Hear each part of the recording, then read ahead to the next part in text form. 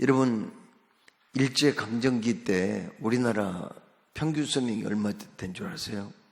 지금은 남녀 평균 수명이 80세에 육박하거든요.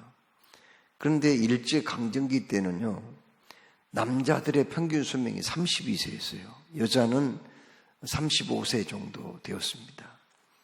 그렇게밖에 왜 그렇게 못 살았어요? 그때는 어린아이들이 그냥 전염병 한번 확 지나가면은 어린아이들이 홍역 같은 전염병으로 막 그냥 전멸되다시피 하고 장질부사, 이질 이런 병에 한번 확 지나가면은 엄청난 사람들이 죽었거든요. 그래서 평균 수명이 이렇게 줄어든 거예요.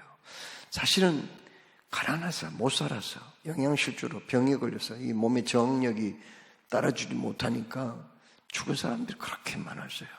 참 우리나라가 얼마나 참 비참한 그런 시절이 있었는지 몰라요.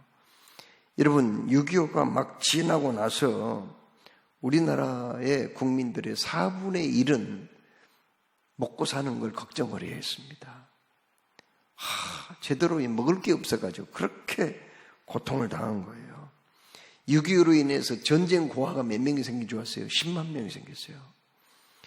그러면 전쟁 미망인은 몇 명이었어요? 그러니까 자기 남편을 전쟁터에 보내가지고 죽어버린 전사한 그런 사람들이 얼마인 줄 아세요? 30만 명이에요. 엄청나게 많이 죽었어요. 그래서 전쟁 고아들이 어떻게 하겠어요? 고아원에 버려져서 생활을 했지만은 제대로 먹고 입고 하는 문제가 해결되지 않았습니다. 상당수는 또 해외에 입양을 보냈어요. 또 전쟁 미망인들은 어떻게 살았을까요? 먹고 살아야 되니까 막노동이라도 했거든요. 중노동에 시달렸어요. 일부는 몸을 팔아서 생계를 유지한 사람들도 있었습니다. 참 얼마나 비참해요. 같은 동족인 북한에서도 1995년부터 98년 사이에 350만 명이 굶어 죽었어요.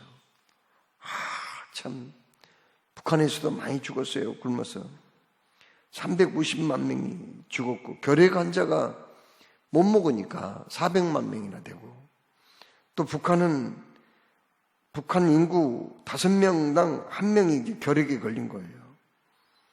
그렇게 지금 북한이 못 사는 나라가 돼버린 거예요.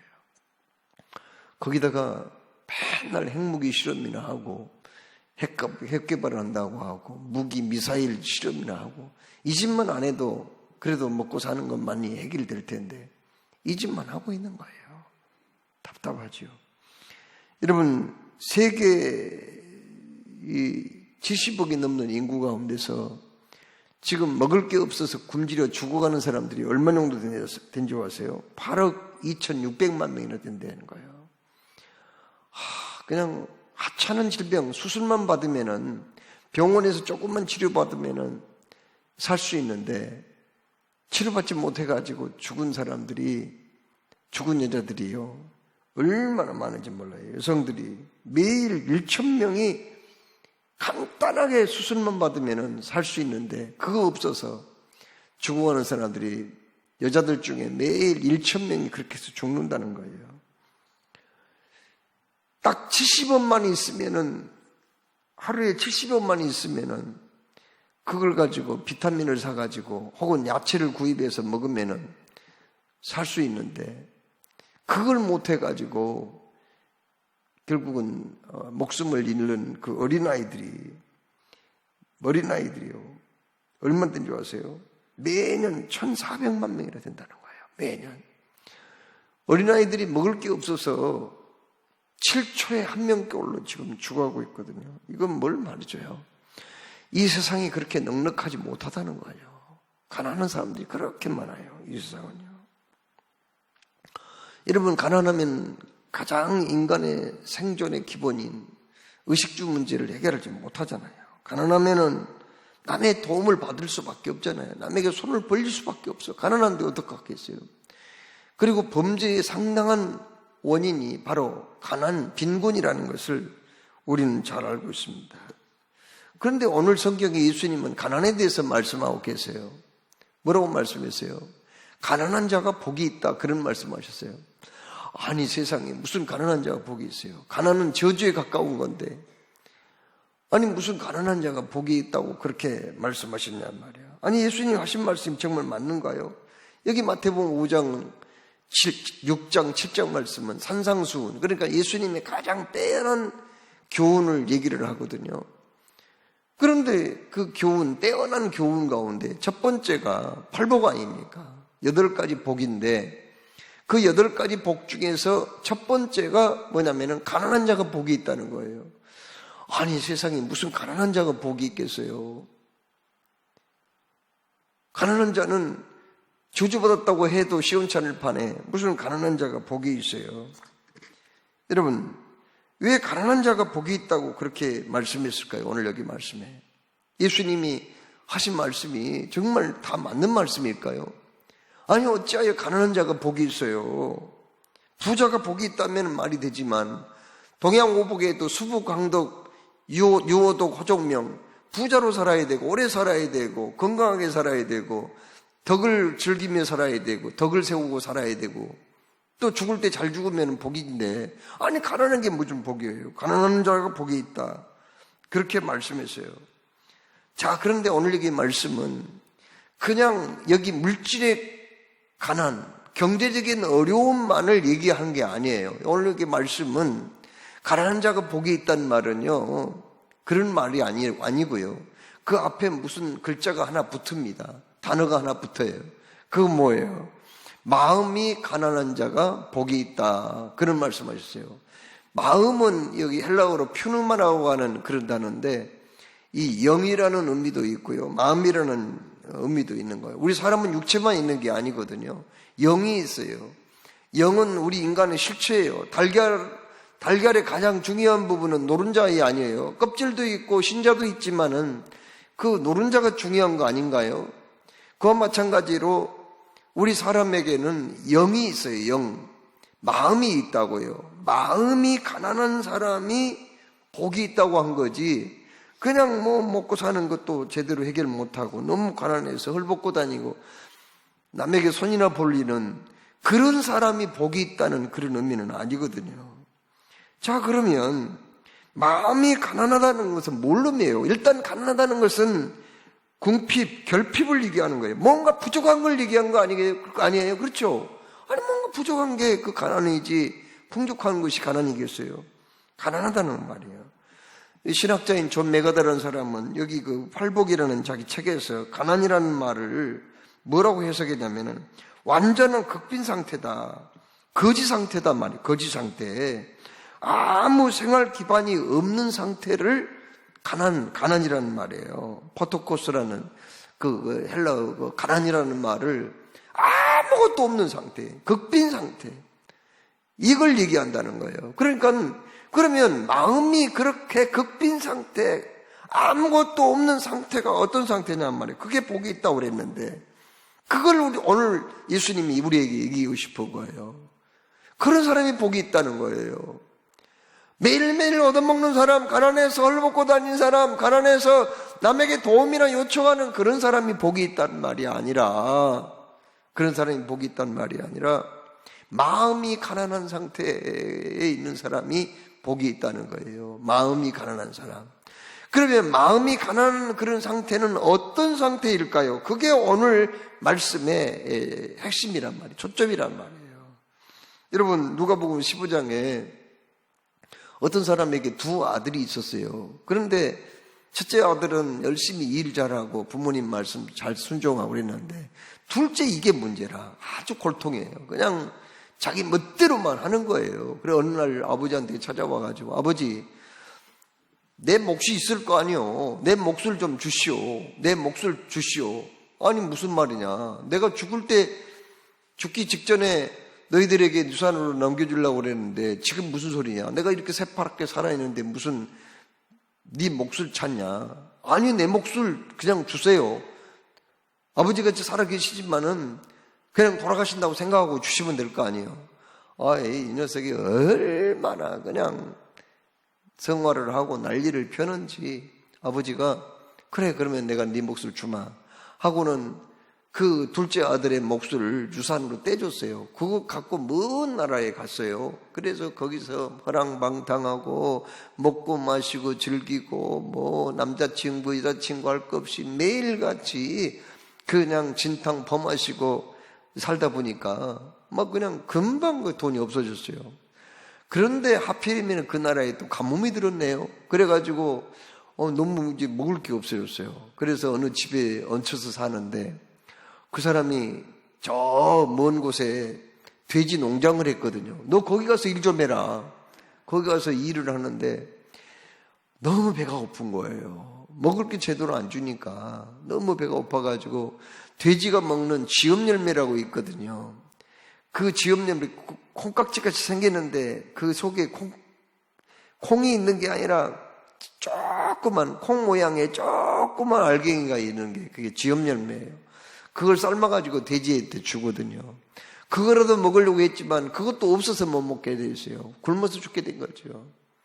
그때 그는 어떤 생각을 했느냐. 내 아버지 집에는 일꾼들도 먹고 사는 건 지장이 없는데 나는 여기서 굶어 죽게 되겠구나 하면서 내가 이제 아버지한테 면목이 없지만 찾아가자. 아버지 무릎을 꿇고서 내가 이렇게 얘기해야지. 아버지, 이 못된 자식 다시 돌아왔습니다. 이제 나를 아들로 생각하지 마십시오. 내가 무슨 아들입니까? 그러나 나를 종으로 생각해 주십시오. 아버지 집에는 부리는 종이라도 있잖아요. 나를 종이라고 생각해 주시고 내가 그냥 품삯은 꿈도 못 꾸고 그냥 내가 종처럼 일을 하겠습니다. 이렇게 이제 얘기를 하려고 마음을 먹고 이제 아버지한테 이제 찾아가기로 마음을 먹은 거예요. 자기 형도 있고 자기 집에 아버지가 부리는 일꾼들도 많고 하는데 이게 얼마나 창피한 노릇이에요. 아버지 저는 다 탕진해버리고 말이죠. 이게 사람 꼴이에요. 그렇지만은 그 사람이 고민하다가 그렇게 결정을 한 거예요. 내가 아버지한테 돌아가서 이제 나를 아들로 생각하지 말아주시고 나를 아버지 집에 종으로 생각해 주십시오. 모습으로 생각해 주시라는 거예요. 그리고는 그가 결단을 하고 이제 아버지가 계신 고향으로 향해서 출발을 합니다. 그 마음, 성경에 그 마음 있잖아요. 둘째 아들이 그렇게 이제 마음에 결단을 내리고 아버지한테 찾아가겠다. 절대로 아버지의 아들로 대접받는 건 꿈도 못 꾸고 나를 머슴으로 그 집에 부리는 종으로 생각해 달라고 그렇게 취급해 달라고 했던 그 마음 있잖아요. 그 마음을 여러분과 저는 조금이라도 헤아릴 수가 있어요. 그 마음이 어떤 마음일까? 바로 그 마음이에요. 여기에서 마음이 가난한 자가 복이 있다는 말은 바로 그 마음이거든요. 그렇습니다. 야곱이라는 사람이 형이 자기를 죽이려고 하니까 도망을 가요. 자기 외갓집 밧단아람이라는 곳에 도망을 갑니다. 거기서 20년을 보냈죠.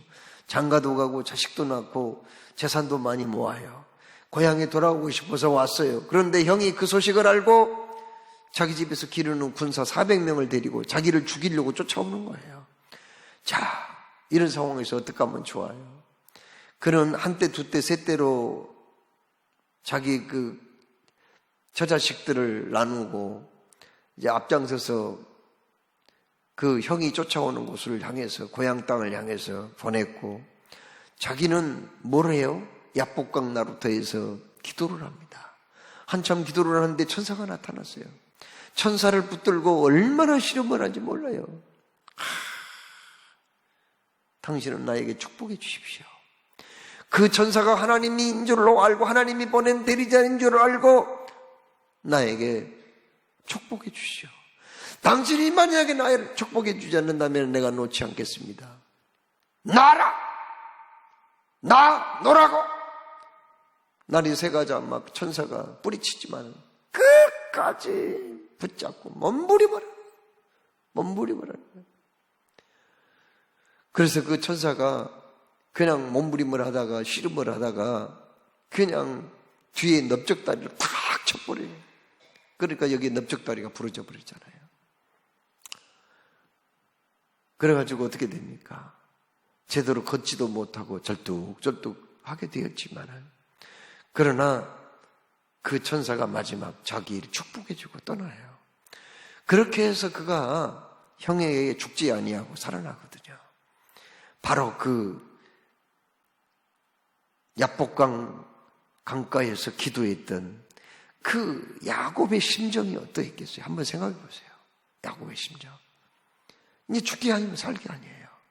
형이 400명의 훈련된 군사를 데리고 오는데 자기는 뭐가 있어요? 아무 무장도 없고 싸울 기력이 없어요. 힘이 없는 거예요. 자기 자신과 처자식들은 다 전멸할 수밖에 없잖아요. 가축은 다 뺏길 수밖에 없는 상황이잖아요. 그때 하나님께 매달리며 기도했던 야곱, 엉덩이 뼈가 부러지도록 매달렸던 그 심정, 그 마음이 어떤 마음이에요? 그 마음이 어떤 마음이냐고요? 그 마음이 바로 가난한 마음이에요. 가난한 마음. 오늘 그걸 우리에게 말씀한 거예요. 제가 잘 아는 저기 삼천포에 어느 장로님이 있는데 가정에 막 그냥 우환이 계속 겹친 거예요. 견딜 수가 없어요. 그래서 그는 산속에 들어가서 하나님께 기도했다 하더라고요. 그 장로님 지금도 살아계셔요. 나이가 많으신 분인데, 그런데 그분이 기도를 했는데 얼마나 자기가 하나님께 매달려 기도했는지, 아니 이쪽 나무 밑에서 기도했는데 나중에 보니까 자기가 거기에서 한 50m 전방에 가 있더라는 거예요. 바로 보니까 낭떠러지가 앞에 있는데 그 앞에까지 와버린 거예요, 자기가. 자기도 모르게 그렇게 한 50m를 이동해버린 거예요, 기도하다가. 자기는 왜 거기 있는지도 모를 정도로. 그리고 딱 시간을 봤더니 한 3일 지나버렸더래요. 몇 시간밖에 안 지난 줄 알았는데 3일 정도 지나버렸다는 거예요. 김태봉 장로님이라고 제가 잘 아는 분이에요. 양봉하시고 아주 믿음이 좋으신 분입니다. 교회도 여러 세우고 충성스러운 분인데 자기의 그 어떤 경험담을 그렇게 얘기하더라고요. 이쪽 나무 밑에서 자기도 모르게 저 앞에 낭떠러지 앞에 50m 거기 가 있더래요. 기도했는데 자기도 몰라. 얼마나 머무림했으면 그렇게까지 갔겠어요.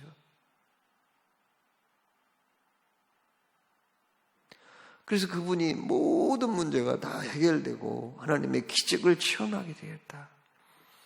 그분은 마태복음 5장 3절 말씀의 의미를 잘 안 거죠.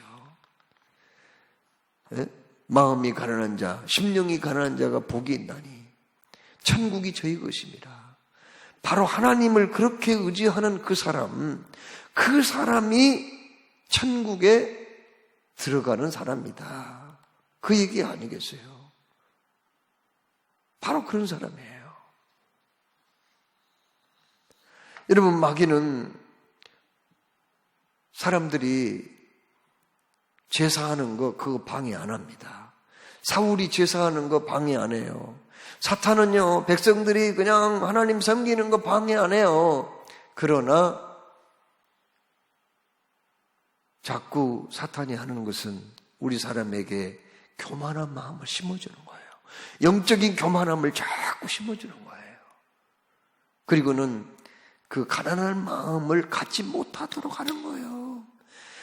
여러분, 저나 여러분이나 하나님 앞에 가난한 마음을 갖는다면은 천국이 저희 것입니다. 천국만 들어가게 하시겠어요? 천국은 우리에게는 가장 큰 건데, 귀중한 건데, 그걸 주신다면 어찌하여 다른 것을 안 주시겠어요?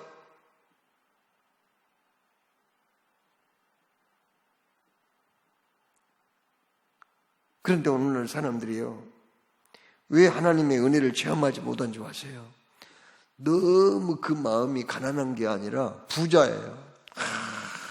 그냥 너무 가진 게 많아. 그 속에 그냥 말도 못해요. 가진 게 많아가지고 뭐 무슨 하나님 없어도 그냥 나는 괜찮아. 하나님이 도와주면 좋지만 안 도와줘도 별 볼 일 없어. 나 괜찮아. 나 집 있잖아. 먹을 거 있고 뭐가 걱정이요. 아프면 병원 가지.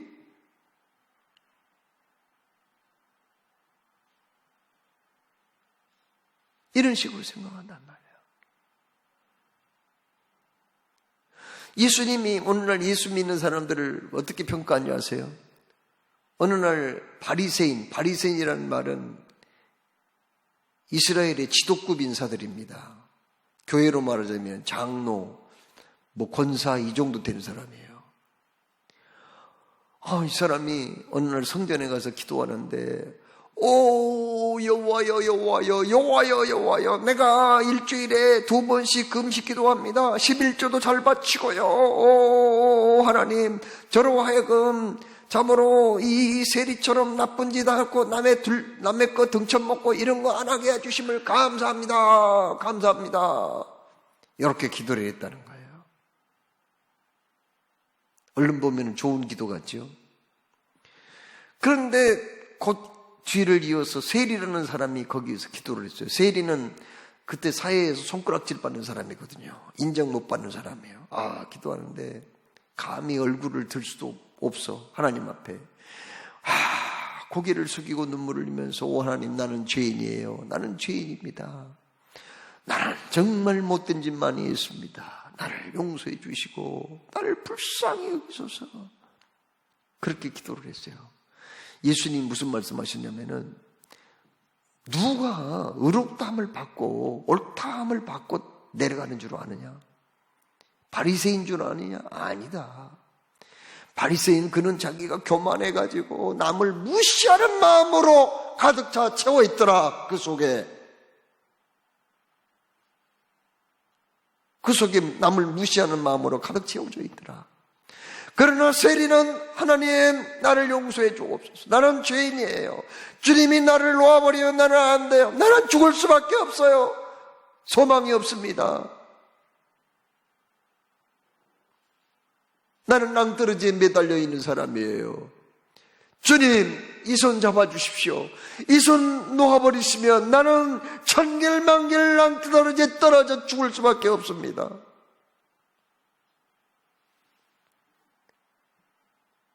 그런 상태로 그렇게 기도했다는 거예요. 그러니까 누가 의롭다함을 받았느냐? 바리새인이 아니고 바로 세리라는 사람이 의롭다함을 받고 내려갔다는 거예요. 예수님은 무슨 말씀하냐? 오늘날 교회 다닌 사람들, 교회에서 무슨 목사니 장로니 무슨 권사니 이런 사람들 중에는 바리새인과 같은 사람이 엄청 많이 있다. 그 얘기하는 거예요. 누가 은혜 받았다는 얘기하면 아이고 누구는 과거에 은혜 안 받았어? 누가 성경 읽었다면 아이고 나도 성경 옛날에 10번이나 읽었다. 10번. 누가 또 봉사하고 열심히 하면 아이고 처음에 예수 믿을 때는 다 저래. 과거가 중요한 건가요 그렇게? 그래서 어땠단 말이에요. 현재가 중요하고 지금이 중요한 거 아니겠어요? 지금은 어떠하냔 말이에요. 흔히 하는 속된 말로 젊은 시절에 호랑이 한 마리 안 잡아본 사람이 어디 있냐고 그런 말 있잖아요. 옛날에 은혜 안 받은 사람이 어디 있어요? 옛날에 충성 안 하고 봉사 안 해본 사람이 누가 있겠어요? 지금이 중요한 거예요. 지금 상태가 어떠냐는 말이에요. 많은 사람들은요, 심령이 가난한 상태가 아니고 너무나 그 속에 가득 뭔가가 채워진 거예요. 마치 어린아이들 가끔 호주머니 뒤져보면은 거기에 뭐가 들어있어요. 가끔 어린애들 호주머니 뒤져보면은 호주머니가 빵빵한데 거기 뒤져보면은 무슨 딱지 무슨 또 구슬 그냥 그 팽이치기 하는 그 천들 막 그냥 더러운 먼지 묻은 천들 어떨 때는 나사목 같은 것도 들어있고 그런 게 그렇게 중요한 건 아닌데 그 어린아이는 그게 그냥 필요해서 중요해서 가득 넣고 다니는 것처럼 우리들 마음속에는 주님 보시기에는 별 중요하지도 않은 걸로 가득 채워놓고 우리 주님이 거기에 들어갈 자리가 없는 그런 신앙생활을 하고 있는 분들이 너무 많아요. 하나님께서 그냥 가을철 심령 붕해를 한다는데 옛날 같으면은요, 붕해 한다면은 막 6개월 전부터 막 가슴이 두근두근 할 정도로 그렇게 사모했어요. 그리고 그 옛날에 어느 시골 동네에서 붕해 하면은 작은 교회는 붕해를 하려면은 부흥강사님 모셔야 되고 사례비도 드려야 되고 예비도 드려야 되고 하기 때문에 못 해요. 그래서 그 동네 그 면에서 그래도 좀 괜찮은 교회가 있거든요. 그 교회에서 붕해한다면은 겨울에 농한기 하거든요. 농한기 때 붕해하면은요 다들 그리 가서 모입니다. 그냥 잠은 어디서 자요? 잠은 막 그냥 잠잘 데가 어디 있겠어요? 그냥 밤에 추운데 그 예배당에서 그냥 기도하고 눈을 붙인 둥 마는 둥 하고 또 기도하고 또 그렇게 시간을 보낸 거예요. 옛날에는 왜 붕이 이렇게 오랫동안 있는가 말이에요. 월요일 저녁부터요 토요일 아침까지 했어요, 붕해를. 그런데 이 교회 저 교회에서 그 교회로 다 몰려드는 거예요. 우리 교회에서 붕해한다면은 그냥 여기 능안리 장곡리 무슨 저기 오살리 할 거 없이 이런 데서 막 다 몰려드는 거예요. 그래서 낮에 아침이 되면 이제 기도하고 나서 그냥 그 마당 이곳저곳에서 대충 솥을 걸고 돌 갖다가 솥을 걸고 거기에 이제 김치 가져온 것에다가 간단하게 찌개라도 끓여가지고 밥을 먹는 듯 마는 듯 하고 또 이제 바로 낮 예배가 시작되는 거예요. 오전 예배, 오후 예배, 밤 예배, 새벽 예배 그렇게 하는 거예요. 하루에 4번씩. 그렇게 붕해를 했다니까요. 진짜로. 어디 제가 지어서 하는 말이 아니라 진짜 그렇게 했다고요.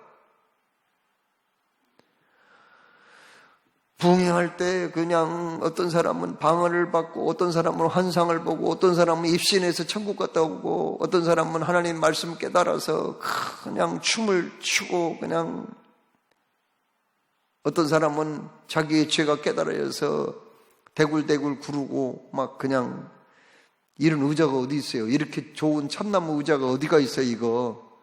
없어요, 그때는. 바닥 그냥 맨바닥, 시멘트 바닥이거나 아니면은 그 판자 깔아놓은 그런 바닥이에요. 거기서 대굴대굴 구르면서 통곡하며 회개하는 그런 장면들이 흔히 볼 수 있는 그런 장면이에요. 그런데 그 지역들이 이제 은혜 받고 그렇게 부흥성회를 통해서 은혜 받고 그 지역들이 우리나라 산업화로 인해서 도시로 가가지고 이 도시교회를 다 채운 거예요. 무슨 도시교회에서 자기들이 무슨 능력이 많아서 목회를 잘해서 어쩌고 저쩌고 하는데 다 시골에서 올라온 사람들이 은혜 받고 그렇게 해서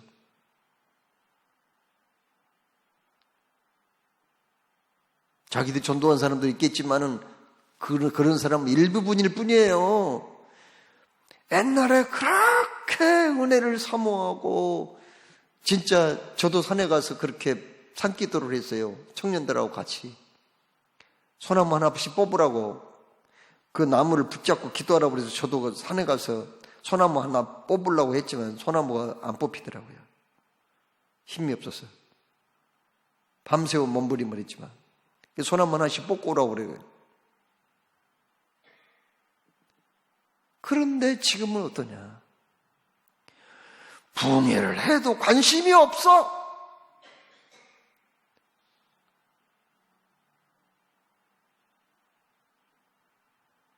무슨 코로나 지나간 지가 언젠데 우리 국민 98%가 면역력이 생겼다고 다 뉴스에 발표를 했는데 지금까지 아직까지도 권사 집사라는 사람이 코로나 핑계나 대고 있고 교회를 나오지 않아.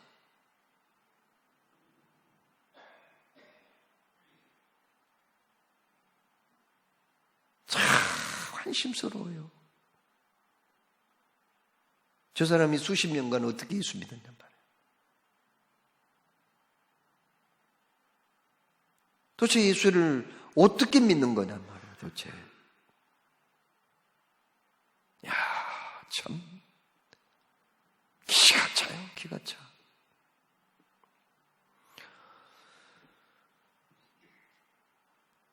이제 내일부터 붕해가 있는데 정말 우리 교인들 그 요람을 보면 우리 교인들 그 이름이 올라가 있어요. 2,000명이 훨씬 넘어요. 근데 도대체 몇 명이나 이제 평상시 보면은 별로 붕해해도 교회도 안 나와. 뭐가 바쁜지 그 시간에 뭘 하고 있는지 알아. 한 번도. 내 집에 잔치가 벌어지면은 주인이 있어야 되는데 주인이 없는 잔치가 어디가 있어요? 교회 주인은 누구예요? 성도들이에요. 목사가 아니야.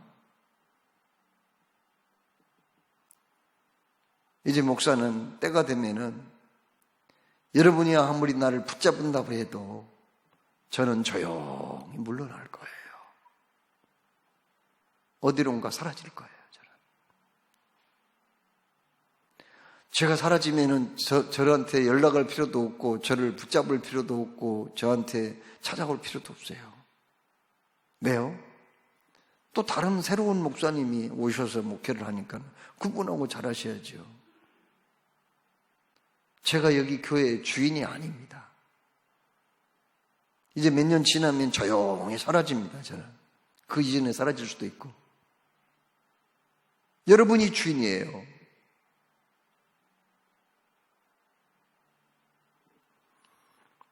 주인 없는 잔치가 어디 있겠어요?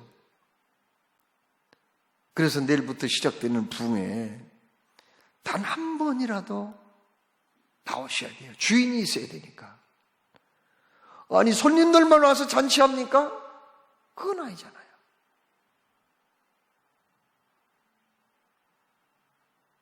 주인이 있어야 되니까 여러분들이 꼭 나오셔서 단 한 시간이라도 내가 참석해야 되겠다. 그렇게 해서 여러분들이 바쁘시더라도 다른 약속들은 다 뒤로 밀치고 꼭 나오셔서 은혜 받고 정말 말씀을 듣고 단 한마디라도 깨닫는 그런 시간이 되었으면 좋겠습니다. 어떤 사람이 복이 있어요. 마음이 가난해서 나는 주님 없이는 못 살아요. 나는 하나님의 도움을 필요로 합니다. 주님 나를 불쌍히 하게 해주셔야 내가 이 땅에 존재할 수 있어요. 천국 갈 수 있어요. 그 마음을 가지고 있는 사람, 그 사람이 복이 있다는 거예요. 기도하겠습니다. 사랑해 주님, 오늘도 말씀 주셨습니다. 주신 말씀 새기며 산상수훈의 발복 중 첫 번째 복, 심령이 가난한 자는 복이 있나니 천국이 저희 것임이라 하신 말씀의 의미를 깨닫고 살아나가는 우리의 남은 세월이 되게 하여 주옵소서. 주 예수님의 이름으로 기도드리옵나이다.